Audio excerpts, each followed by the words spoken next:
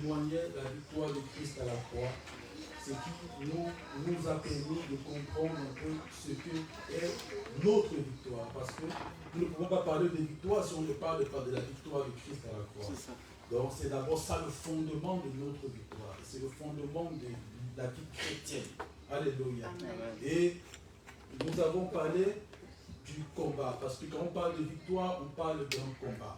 Et nous avons eu à définir ce qu'était le combat. Le combat, si on peut définir un peu comme dans le sens normal, selon un dictionnaire normal, c'est l'engagement limité dans l'espace et le temps des formations terrestres, aériennes et navales adverses. Donc, c'est dans des engagements limités, donc par la force, par peu importe même des armes, dans l'espace ou dans le temps, des formations, donc on parle ici des formations terrestres, aériennes ou navales. Donc ça c'est une définition selon le monde qu'on vit présentement. Mais, donc sur la terre, quoi, alléluia. Mais aussi on parle aussi du combat spirituel. C'est ce qui nous intéresse plus aujourd'hui parce que tout enfant de Dieu est dans un combat spirituel. Amen. Donc, et le combat spirituel est la faculté d'une personne à se défaire des obstacles qui le détournent de Dieu. Donc, et c'est un combat personnel. Alléluia. Donc il faut retenir cela. C'est la faculté d'une personne à se défaire des obstacles qui le détournent de Dieu. Donc on a compris que la cible ici, c'est de nous détourner de Dieu.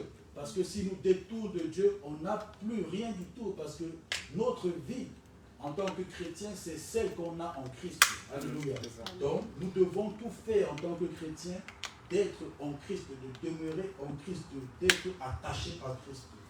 Alléluia. Amen. Et on a vu que la victoire, de façon normale, la victoire, c'est une issue favorable d'une guerre ou d'une bataille. Et selon le dictionnaire biblique, ou en grec, ça vient de Nikos. C'est comme on peut appeler un triomphe total. Donc, selon le dictionnaire biblique, c'est un terme qui peut... Donc, ton adversaire, ce n'est pas ton frère. Ton adversaire, ce n'est pas ta soeur. Ton adversaire, ce n'est pas celui que tu vois en face de toi physiquement. Alléluia. Donc, si tu te mets dans ce genre de combat, tu es déjà perdant d'avance. Amen. Parce que tu marches selon la chair. Mais en tant que spirituel, on parle de combat spirituel, donc on voit selon l'esprit. On a été formé selon l'esprit. On a été enseigné selon l'esprit. C'est pourquoi nous combattons aussi selon l'esprit. Et les armes que nous avons sont des armes spirituelles. Alléluia. Amen. Donc, bien aimé, c'est très important d'avoir cette connaissance-là. Sinon, bien aimé, c'est très, très dangereux. Et on comprend que, après ça, on comprend que la vie chrétienne n'est même pas donnée pour le neutre. Il y a des pays ici qui sont neutres, qui n'ont pas de combat. La Suisse, qui n'ont pas de combat, donc, par exemple, qui n'ont pas connu de guerre, donc qui sont connus comme neutres. Mais dans la vie chrétienne, il n'y a pas de neutralité. Il n'y a pas de neutralité. Tu ne peux pas être neutre dans la vie chrétienne. Soit tu es avec Dieu, soit tu es contre Dieu. C'est ça qui mène le combat. Parce que le combat, en vérité, c'est le diable qui suscite le combat. Alléluia. Amen. Parce que le diable veut que nous arrêtons de servir Dieu. Et si tu arrêtes de servir Dieu, automatiquement tu sers le diable. Et c'est la chose qu'on doit comprendre. Donc, si tu te dis en toi que je suis enfant de Dieu, non, je ne sers pas Dieu, je fais ceci, je fais cela, crois-moi bien aimé, tu es déjà en train de servir une autre personne que Dieu. Alléluia. Amen. C'est pourquoi on va un peu ici comprendre cela. Comprendre un peu par étape selon le message qu'on aura, avec le temps que Dieu nous permettra de pouvoir toucher cela par la grâce de Dieu. Donc, on doit rentrer dans cet état d'esprit-là, bien aimé. Et on avait aussi compris que, par exemple, on peut voir un bébé même simplement, un bébé qui vient du ventre, qui pleure. Pourtant, quand il était dans le ventre ou elle était dans le ventre, elle ne pleurait pas. elle était tout au calme, dans un confort total, mais quand elle sort du ventre, ce sont les pleurs qui commencent. Dans un sens où elle sort d'une température à une autre température, d'un climat à un autre climat. La première chose qu'elle a, c'est les réactions. La réaction qu'elle a, c'est les cris. Les cris comme pour se défendre. Et nous savons que la seule chose qui peut calmer à ce moment ce bébé, je sais qu'ici en Europe, on a ce qu'on appelle les tututes qui peut calmer le bébé. Mais par expérience, on sait que ça, c'est limité. Mais on sait que le lien maternel est la chose la plus efficace pour pouvoir calmer le bébé. Parce que ça réchauffe, ça redonne la température au bébé pour qu'il comprenne que tu es encore dans le sein de maman, tu es encore dans les bras de maman. Et c'est ça, donc c'est juste une illustration, bien aimé, pour comprendre que peu importe l'âge, il y a des signes qui montrent qu'un enfant de Dieu doit se rendre compte qu'il y a un combat. Amen. Amen. Et aujourd'hui, on va lire un peu un texte. Un texte, c'est 1 Samuel. 1 Samuel, verset 2, 1 Samuel chapitre 7, du verset 2 au verset 14. Du verset 2 au verset 14.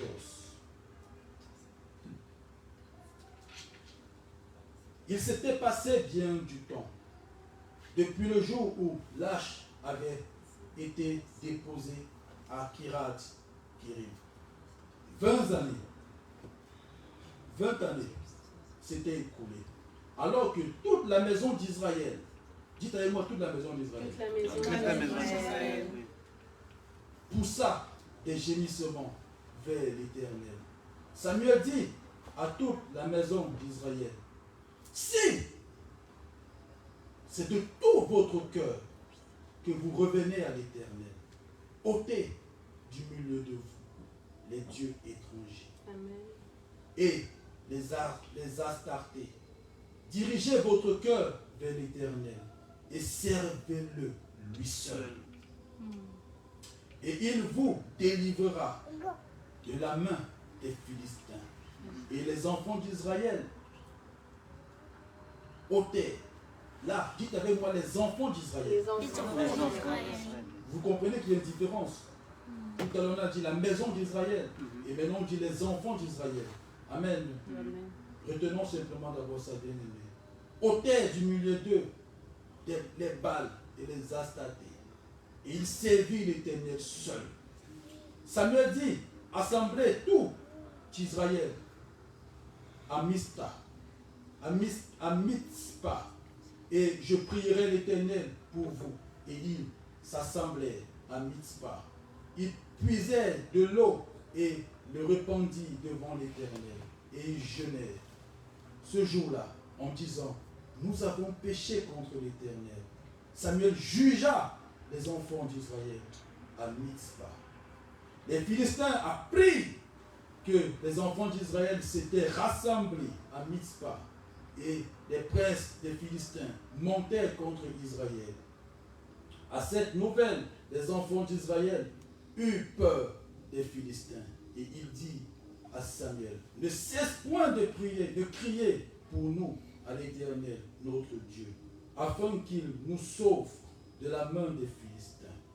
Samuel prit un agneau de lait et l'offrit tout entier en holocauste. Et à l'Éternel, et il cria à l'Éternel pour Israël. Et l'Éternel l'exauça. Pendant que Samuel offrait l'holocauste, les Philistins s'approchaient pour attaquer Israël. L'Éternel fit retentir en ce jour son tonnerre sur les Philistins. Et les mis en déroute. Il fut battu devant Israël. Les hommes d'Israël sortirent de Mizpah, poursuivirent les Philistins et les battirent jusqu'au-dessous de Beth-Car. Samuel prit une pierre qu'il plaça entre Mizpah et Shem, et il l'appela du nom de Ebenezer, en disant, jusqu'ici l'Éternel nous a secourus. Ainsi les Philistins furent humiliés et ils ne virent plus sur le territoire d'Israël. La main de l'Éternel fut contre les Philistins pendant toute la vie de Samuel. Les villes que les Philistins avaient prises sur Israël retournaient à Israël. Depuis Écron jusqu'à Gad, avec leur territoire, Israël arracha de la main des Philistins et il y eut paix entre Israël et les Amoréens. Alléluia. Amen. Amen, amen, amen. Vous voyez que, bien aimé, la fin qui nous dit qu'il y eut paix entre Israël et les Amoréens, c'est une chose de très, très forte. Dieu cherche la paix avec nous. Alléluia. Amen. Vous avez compris une chose, il y a une équation qui se passe. Il y a victoire, il y a combat, et à l'extrémité, il y a paix. Il y a combat, il y a victoire, il y a paix. Donc sans le combat, il n'y a pas de victoire. Et sans de victoire, il n'y a pas de paix. Amen. Et moi, je me souviens toujours de ce verset qui dit, le fruit de la justice est sémé dans la paix pour tous ceux qui recherchent la paix. C'est-à-dire que tout ce que tu veux s'aimer en Dieu, toute œuvre que tu veux faire avec Dieu, toute œuvre de justice, c'est dans la paix que tu dois faire. Et la paix de Dieu est donnée à ses enfants. Heureux ceux qui recherchent la paix, ils seront appelés fils de Dieu. Donc, bien aimé, c'est une chose qui nous est attribuée déjà quand on est enfant de Dieu. Amen. Amen. Et c'est un processus qui demande à être étendu dans tous les domaines de nos vies. Amen. Amen. Parce que la paix, nous on l'a. Mais est-ce que maintenant, quand on voit ce qui se passe autour de nous, la paix reste toujours? Quand on voit ce que nos frères vivent, est-ce que la paix est toujours? Parce qu'il faut que la paix soit de tous côtés. Amen. Amen. C'est très important, bien aimé. Ici, on se rend compte que Israël Israël, c'est le peuple de Dieu. Ils avaient péché contre Dieu. Et Dieu les Philistins avaient pris l'arche de l'Éternel, allaient déposer chez eux. L'arche de l'Éternel n'était pas la bienvenue chez eux, ça leur donnait toutes sortes de maladies. Et ils ont retourné cela dans un autre lieu qu'on appelle Kérit Yarim. Donc, c'est-à-dire que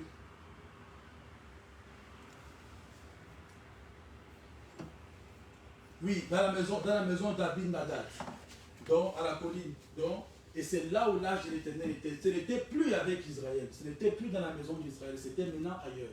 Et ça, c'est qui a créé de l'amertume, donc qui a créé de la peine à Israël. Israël n'avait plus de paix, parce que l'arche de l'Éternel n'était plus avec eux. Mais ce qui se passe, c'est quoi? C'est que Israël croyait servir Dieu. Alléluia. Parce qu'ils avaient Samuel avec eux. Samuel était comme le symbole de Dieu au milieu d'eux. Et ils savaient qu'étant en bonne relation avec Samuel, on était en bonne relation avec Dieu. Mais pourtant, la Bible nous dit, ils gémissaient auprès de l'Éternel. Ils gémissaient auprès de l'Éternel. Mais ce qui se passe, c'est quoi? C'est que quand ils gémissent comme ça, ils parlent, ils crient, ils pleurent, ils se plaignent. Et qu'est-ce que Samuel vient leur dire? Samuel vient leur dire, écoutez, ce que vous croyez être vous croyez que vous avez le bon sens, vous n'êtes pas dans le bon sens. Dans le sens où vous ne pouvez pas servir deux dieux à la fois. Parce que eux, ils croyaient qu'en étant enfants de Dieu, ils avaient la possibilité de servir d'autres dieux. Et ça, c'est ce que les chrétiens croient. Tu ne peux pas être enfant de Dieu et servir un autre Dieu. Amen. Jésus-Christ a dit, tu ne pourras pas servir deux maîtres à la fois. Amen. Soit tu haïras un, soit tu aimeras l'autre. Donc, tu ne peux pas servir maman et l'Éternel. C'est impossible. Alléluia. Amen. Donc, c'est ce que eux, ils étaient en train de croire. Ils croyaient qu'étant enfants de Dieu, ils avaient la possibilité de servir d'autres dieux. Que ça leur donnait la possibilité. Mais Dieu ne marche pas comme ça. Dieu ne fonctionne pas comme ça. Dieu, c'est un Dieu d'or. Il est saint. Il ne permet pas, il ne partage pas sa gloire. Amen. Donc Dieu ne partage pas sa gloire. Il faut comprendre déjà ça, bien aimé, que toute chose, tout enfant de Dieu doit avoir une attitude de la sanctification. Amen. Parce que Dieu cherche notre sanctification. Amen. Nous devons avoir une vie de sanctification. Amen. C'est ce que nous avons tendance à oublier et c'est ce que généralement le malin nous pousse à oublier. Alléluia. Amen. Et ça, quand ils étaient dans cette situation, le malin ne les dérangeait pas. Parce qu'eux, ils servaient de Dieu. Eux, oui, ils servaient de Dieu, mais ils ne servaient plus Dieu. Amen. Amen. Mais Samuel vient, Samuel leur dit, mais écoutez, vous êtes en train de servir de Dieu. Ôtez du milieu de vous ces autres dieux, ces astatés, tout ça, ces Baals. Servez l'Éternel lui seul. Amen. Amen. Si on voit un peu,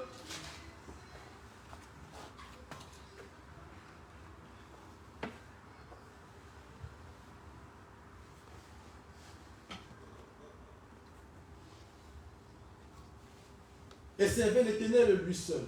Mais si je monte un peu, je comprends ce que Élie disait. Il dit, pourquoi clochez-vous? Si c'est l'Éternel qui est Dieu, servez-le. Si c'est Baal, servez-le. Alléluia. Amen. Samuel dit la même chose. Donc, et Jésus-Christ vient ici, dans Matthieu 6, 24. Nul ne peut servir 2 maîtres à la fois. Alléluia. Et une des choses qu'on comprend, c'est que soit tu peux servir un, soit tu peux détester l'autre. Est-ce que tu peux avoir 2 maris? Est-ce que tu peux avoir 2 femmes? Alléluia. Ça, c'est une chose de terrible, hein? Alléluia. Ça veut dire quelque chose de beaucoup à bien aimer. Amen, amen. Amen. Et Jésus avait riposté contre Satan en disant, écoute, retire-toi loin de moi, Satan, car il est écrit, tu serviras le Seigneur lui seul, tu l'adoreras lui seul. Donc ça veut dire que, en tant qu'enfant de Dieu, tu ne partages pas. Jésus-Christ a dit ça à Satan directement. Alléluia. Donc bien aimé, ne mets jamais un Dieu dans le même escale, dans le même pied que ce que tu crois aimer. Amen. Amen. Même ton mari, même ta femme. Alléluia. Amen. Ça, c'est déjà dangereux. Exode dit, vous servirez l'Éternel lui seul. À lui seul. C'est un peu la même chose comme ce que Jésus-Christ a répondu au malin. Alors, donc, nous comprenons là qu'il n'y a qu'un seul Dieu qu'on doit servir. Qu'il y a un seul Dieu qui est celui-là qui nous donne de qui nous avons la vie. Donc, et quand les Philistins ont ôté du milieu, quand les enfants d'Israël ont ôté du milieu d'eux, ce qui leur servait, ceux avec quoi ils partageaient Dieu, la Bible dit qu'ils ont commencé à servir Dieu. Donc automatiquement, quand tu retires de toi ce qui ne glorifie pas Dieu, automatiquement quand tu te mets à adorer Dieu, tu mets déjà de côté tout ce qui ne ressemble pas à Dieu. Est-ce que quelqu'un me comprend bien? Amen. Ce qui ne ressemble pas à Dieu ne peut pas partager la place de Dieu. Jésus-Christ est unique. Alléluia. Et c'est ce que Samuel essayait de parler. Parce qu'eux, ils avaient l'image de Samuel, en voyant Samuel comme le représentant de Dieu. De celui-là même qui est au milieu de nous. Et là, on peut se permettre de n'importe quoi. Mais Samuel les a dit non, vous ne pouvez pas vous permettre de ça. Et c'est ce qui se passe dans les familles. Dans certaines familles aujourd'hui, certains ont Jésus-Christ, mais ils se permettent de se donner à certaines traditions en disant que non, on peut quand même penser à ça, espérer à cela, on peut quand même toucher à ça. Mais là, c'est dangereux, bien aimé. Dieu ne partage pas sa gloire. Alléluia. Amen. Arrêtons cela, bien aimé. Ça, c'est dangereux. Arrêtons cela, bien aimé. Et il ôta du milieu d'eux les dieux étrangers. Et ils reviennent à Dieu. Ils reviennent à Dieu. Ils vont diriger leur cœur. Dirigez votre cœur vers l'Éternel et servez-le lui seul. Il vous délivrera de la main des Philistins. Alléluia. Là, la délivrance n'était pas encore là, mais c'était déjà automatique. Parce que le fait qu'ils avaient avec eux ce qui n'appartenait pas à Dieu, ça les rendait captifs, les Philistins. Alléluia. Jésus-Christ avait dit, le prince de ce monde vient, mais il n'y a rien de lui en moi. Alléluia. Quittons d'ici. Si le prince du monde venait et qu'il trouvait quelque chose en Jésus-Christ, il devait demander encore. On ne devait même pas penser à être sauvé. On devait penser encore à la délivrance de Jésus-Christ selon les péchés qu'il a commis. Alléluia. Et avant d'espérer encore aller à la croix. Et là, ça devait tout gâcher. Alléluia. Mais Jésus-Christ a dit, le prince de ce monde vient, il n'y a rien de lui en moi. Alléluia. Est-ce que tu es sûr qu'en toi, il y a tout Dieu? Alléluia. Est-ce que dans ta vie, tu es sûr que c'est Dieu qui règne? Alléluia. C'est ce qu'il faut comprendre. Merci Seigneur. Et ils ont ôté du milieu de ces faux dieux. Et maintenant, ils restent maintenant avec l'Éternel, avec Dieu lui-même. Et ils servaient Dieu. Ils servaient Dieu en l'adorant, en l'élevant. Et où? À Mispa, donc à la montagne, au-dessus. On ne peut pas servir Dieu en bas, parce que Dieu est élevé. Le jour où on va comprendre que nous sommes déjà élevés en tant que serviteurs de Dieu, on ne pourra plus demander même l'élévation. Alléluia. Parce que la connaissance que nous avons de savoir que nous sommes de Dieu et que nous servons Dieu, ça fait déjà de nous des personnes élevées.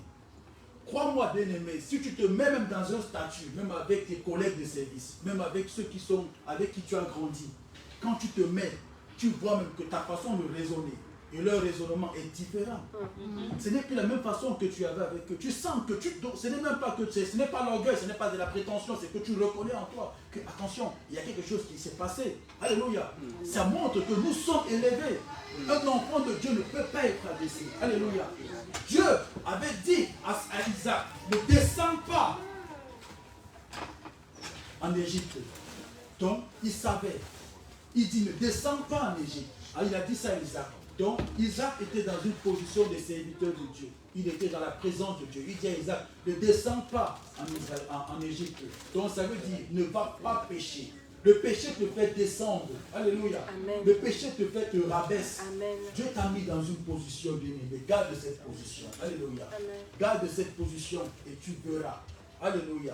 C'est ça que le malin veut te faire. Il veut te faire descendre pour que tu sois au même niveau que lui. Il y a des commentaires que tu dois plus avoir avec tes amis. Il y a des palabres que tu ne peux causer avec n'importe qui. Parce que tu sais que tu n'es plus de ce niveau. Ce n'est pas de la prétention, c'est normal. Même si tu voulais, tu ne pourrais même plus.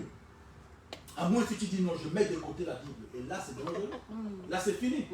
Tu n'as plus rien. Amen. Amen. C'est ce qu'on doit comprendre, les bien-aimés. Et quand ils montent à Mispa, ils se font juger maintenant par qui? Par Samuel. Samuel les juge au travers de la parole de Dieu. Et ils ont prié à Dieu. Ils se sont repentis devant Dieu. La repentance, c'est déjà ça qui compte dans la vie chrétienne. Quand on rentre dans un combat, on pense à repentance. Parce que la vie chrétienne, c'est un combat. On pense d'abord à repentance. Parce que si tu ne te repens pas, tu es déjà défait. Tu es déjà perdant. Amen. La repentance, c'est la première des choses qu'on fait. Se mettre en accord avec Dieu. La repentance nous remet avec Dieu. Amen. Et c'est ce qu'ils ont fait. Ils se sont repentis d'abord en disant ce qu'ils ont péché. Et ils croyaient être dans le juste alors qu'ils n'étaient pas dans le juste. Mais Samuel les a fait comprendre que, écoutez, là, ce n'était pas du bon. Maintenant, vous êtes dans le bon. Vous êtes en Jésus-Christ. Vous êtes en Dieu. Amen. Amen. Et ce qui se passe, c'est que quand les Philistins ont appris cela, que Israël s'était rassemblé auprès de Samuel. C'est là où les problèmes ont commencé.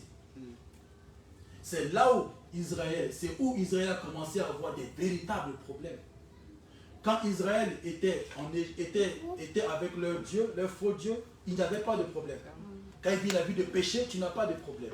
Non, quand tu vis la vie de t'es beau, tu n'as pas de problème. Tu te réjouis, tu es tranquille, tu es beau, tu es belle. Tout se passe très bien, toutes les opportunités sont avec toi, mais quand tu décides de te repentir, c'est là où les problèmes commencent.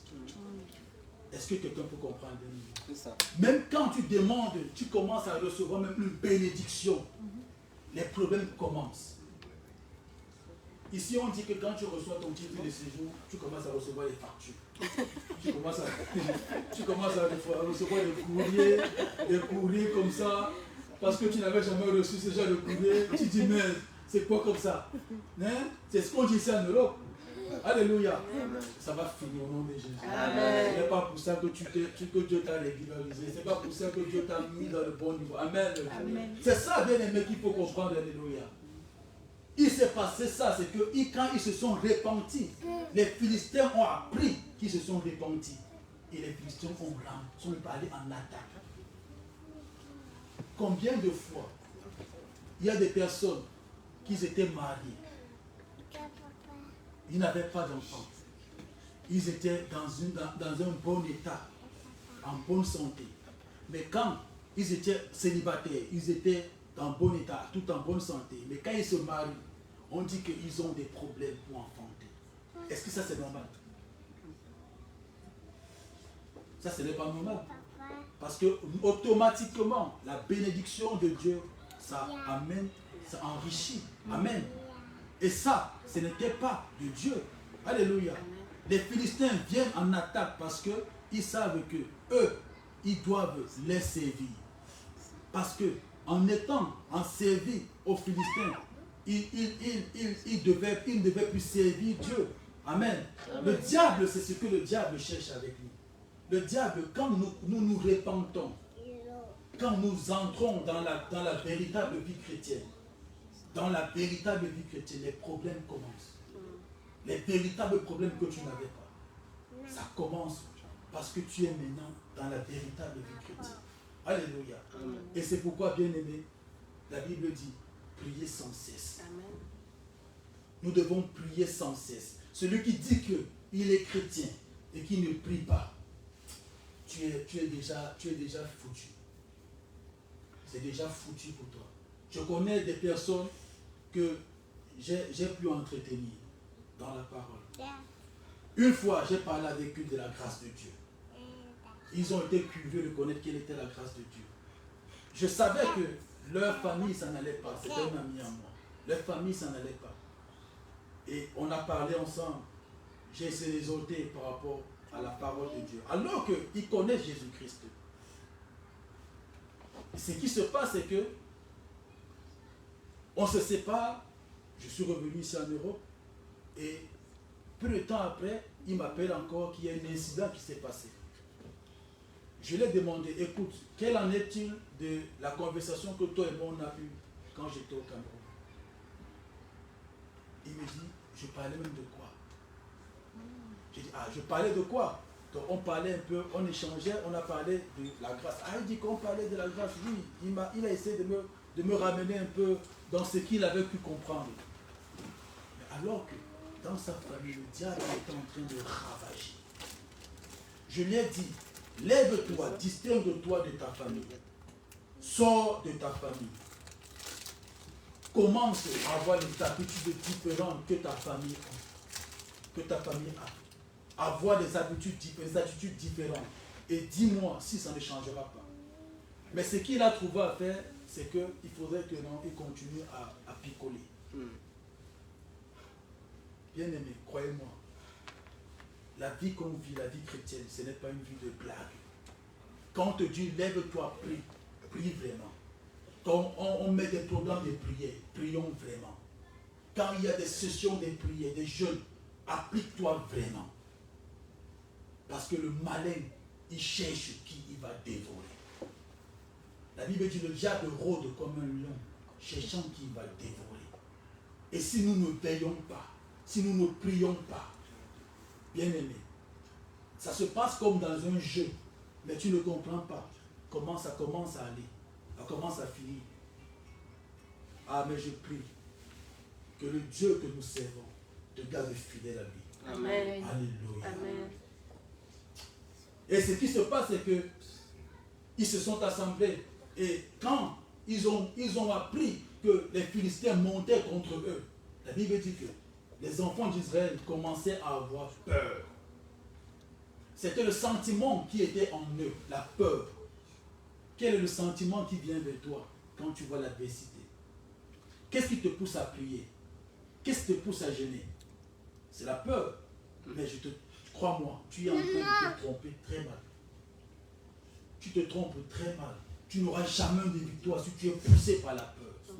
Parce que l'arme principale du diable, c'est la peur. Aussi longtemps que les chrétiens ne comprendront pas que la peur n'est pas de Dieu, ils vivront toujours une vie chrétienne dans ci de ça. Il y a des personnes qui viennent à l'église le 31 décembre parce qu'ils veulent recommander l'année à Dieu. 31 décembre 2022. Parce qu'ils veulent que l'année là soit couronnée par Dieu. Parce qu'ils ont peur de ce qui va arriver. Bien-aimé, je pleure pour toi. Je pleure pour toi. Que Dieu vraiment ait miséricorde de toi. Parce qu'un instant, si tu es vraiment sincère, Dieu t'amènera constamment dans sa présence. Amen. Et bien-aimé, c'est par peur que Israël a commencé à dire à Samuel, écoutez, prie pour nous. Parce que ces gens sont en train d'arriver de nous. Alléluia.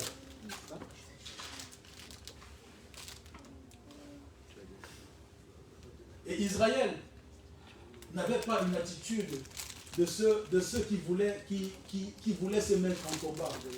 Parce que les Philistins étaient d'abord plus forts que eux. L'ennemi, ton ennemi est plus fort que toi. Le malin est plus fort que toi. Tu ne peux pas combattre le diable. Alléluia. Amen. Mais Jésus-Christ nous a dit, chassons le diable. Alléluia. Amen. On ne peut pas combattre le diable. On ne le combat même pas. Et la Bible nous dit, chassez le diable. Résistez-le. Mais il dit d'abord, soumettez-vous à l'Éternel. Et résistez à Satan, il fuira loin de vous. C'est de la soumission de Dieu. La soumission à Dieu qu'on résiste au diable et il fuit de nous. Tu ne peux pas vivre une vie chrétienne que tu ne te soumets pas à Dieu et résister au diable. Il va te finir. Alléluia. Quelqu'un un jour me parlait, était dans ma maison, était en train de prier. Elle prie, elle crie, elle dit, elle chasse les démons. Le matin, j'ai dit, mais écoute, tu faisais quoi? Tu priais. Elle me dit, elle priait parce que tous les jours, c'est comme ça qu'elle fait chez elle, elle chasse les démons. Tu ne connais même pas la parole de Dieu. Tu vas chasser les démons. Quel démon tu chasses? Je l'ai fait rasseoir. Je l'ai parlé de la Bible. Je l'ai parlé de Dieu, de la Bible, de Jésus-Christ. Cette femme-là, sa fille avait des mal de jambes. Des mal de jambes, elle marchait avec des béquilles. Quand on s'est exhorté sur la parole de Dieu, la première délivrance est venue, c'était que la peur est partie. La peur du malin était partie. Et ce qui se passe, c'est que sa fille ne marchait même pas à pied. Elle avait que des béquilles. Ma femme, elle peut témoigner. Et ce qui se passe, c'est que à la prière, simplement de délivrance, la fille a laissé les béquilles ici en Belgique. Elle est rentrée en Angleterre sans les béquilles. Est-ce que quelqu'un peut dire merci? Parce que ça, c'est la main de Dieu qui agit comme ça. Et ça passe par la connaissance de Jésus-Christ. Bien-aimé, ne t'engage pas dans un combat que tu ne comprends pas, que tu ne connais pas. Ce que tu te feras dévorer n'importe comment. Le malin est tellement malin qu'il sait par comment te prendre.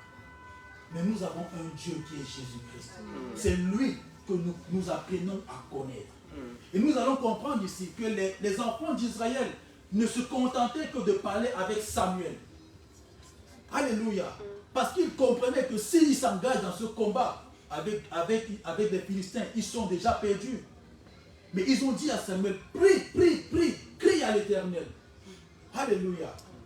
Qu'est-ce que Somme nous dit à propos de cela? Somme 94. Non, pardon.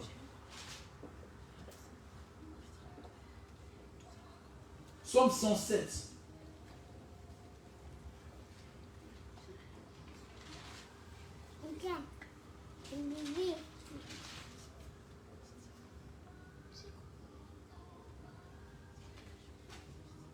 Oui, c'est Somme 107 comme ça. Alléluia. Ça parle du secours de l'Éternel. Il cria à l'Éternel. Et l'Éternel enverra son secours. Donc, c'est Dieu qui nous donne le secours. Le secours ne peut pas venir de nous. Le secours ne peut pas venir de nos forces. Mais le secours vient de Dieu. Amen. Parce que tant que Dieu ne donne pas son secours, nous ne pouvons pas être victorieux. Alléluia. Amen. Donc, Samuel était simplement en train de crier à Dieu. Parce que Samuel était la voix autorisée pour crier à Dieu. Bien aimé, tu dois savoir que tu es la voix autorisée pour crier pour tel endroit, pour l'église, pour ta famille. Tu es la voix autorisée pour crier pour ta famille. Parce que Dieu n'entend pas les prières des pécheurs. La prière du pécheur que Dieu entend, c'est la prière de repentance. Je crois que le bishop l'a dit. Alléluia. La prière du pécheur que Dieu entend, c'est la prière de la repentance. Alléluia. Amen. Mais Dieu n'entend pas la prière du pécheur. C'est pourquoi les Philistins, les enfants d'Israël sont allés vers Samuel. Crie pour nous auprès de l'Éternel. Alors que les Philistins venaient en force. Ah, bien aimé.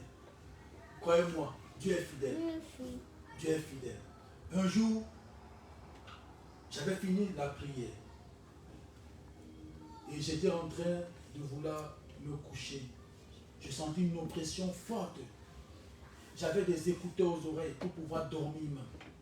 Parce que l'oppression était tellement forte que je ne parvenais pas à dormir. Je sentais l'oppression même dans mon esprit. J'ai dit, si je lâche, c'est cuit. Je ne sais pas si quelqu'un a déjà eu cette expression, cette expression dans son esprit. Et j'entendais, j'écoutais la musique pour vouloir dormir. J'avais mis les écouteurs dans mes oreilles. Et ce jour, c'est le jour où j'ai vraiment entendu la voix de Dieu clairement. Dieu m'a dit, je sanctifie tes plaies. Je vous assure, bien aimé, si Dieu veut te parler, mets même les oufeurs devant toi. La voix de Dieu va ressentir clairement. Amen. Mets les oufeurs. Je dis, je ne pouvais même pas entendre une voix de quelque chose parce qu'avec le bruit, avec les écouteurs que j'avais mis dans mes oreilles, je ne pouvais rien entendre. Il était fait que simplement cette musique me fasse dormir parce que je voulais me coucher un peu. J'étais un peu fatigué et j'avais prié. Je voulais simplement me reposer un peu. Et Dieu m'a donné sa parole. Je sanctifie tes plaies. Dieu est fidèle. Prie à Dieu, tu verras si Dieu n'agit pas. Alléluia. David avait ce problème quand il a été oint. C'est généralement quand tu es dans cette attitude que le malin veut venir vers toi. David, quand il a été oint, les problèmes sont venus vers lui. Les Philistins sont venus vers lui pour l'attaquer. Et là, il a posé la question à l'Éternel. Est-ce que je dois aller dans le combat ou je ne dois pas aller dans le combat? Moi, je n'ai pas prié pour entrer dans un combat. Je pouvais me lever, prendre l'autorité, chasser, après dormir. Mais j'ai prié dans mon cœur que Seigneur, délivre-moi. J'ai crié, délivre-moi. Bien-aimé, apprenons à prier à Dieu. Apprenons. La vie chrétienne aujourd'hui, c'est déjà beaucoup dans le fait qu'on se lève, on chasse les démons, on chasse les esprits impurs. Ça, ce n'est pas mauvais. Ça, c'est le combat qu'on nous a donné aussi de faire. Mais nous devons apprendre à avoir l'intimité avec Dieu. Amen. Au travers de la prière. C'est très important, bien-aimé. Et ce jour, quand j'ai entendu la voix de Dieu, c'est où j'ai compris ce qu'on appelle la paix de Dieu. Et la paix de Dieu est rentrée dans mon esprit et dans ma maison, tout était tranquille. J'ai retiré les écouteurs, j'ai remis la musique là où c'était.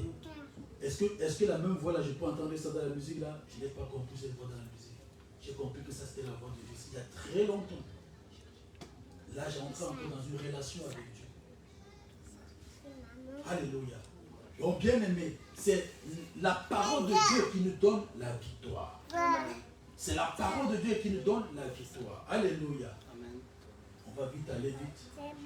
Et ce qui se passe, c'est que Samuel, maintenant, criant à Dieu, Dieu devait lui répondre parce que c'est un serviteur de Dieu.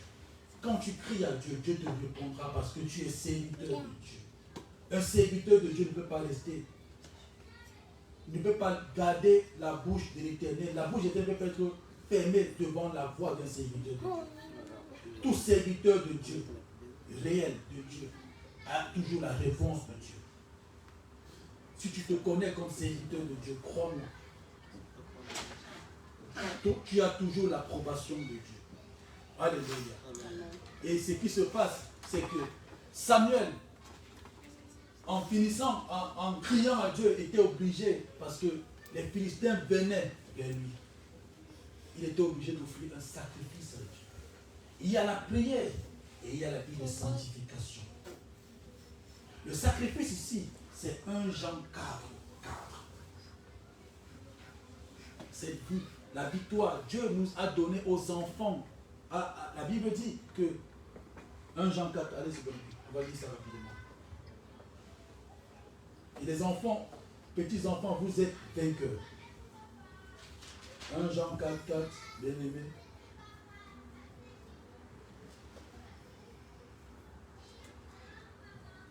Qui a eu ça? Qui a déjà? Oui. Qui peut lire? Vous? 1 Jean 4.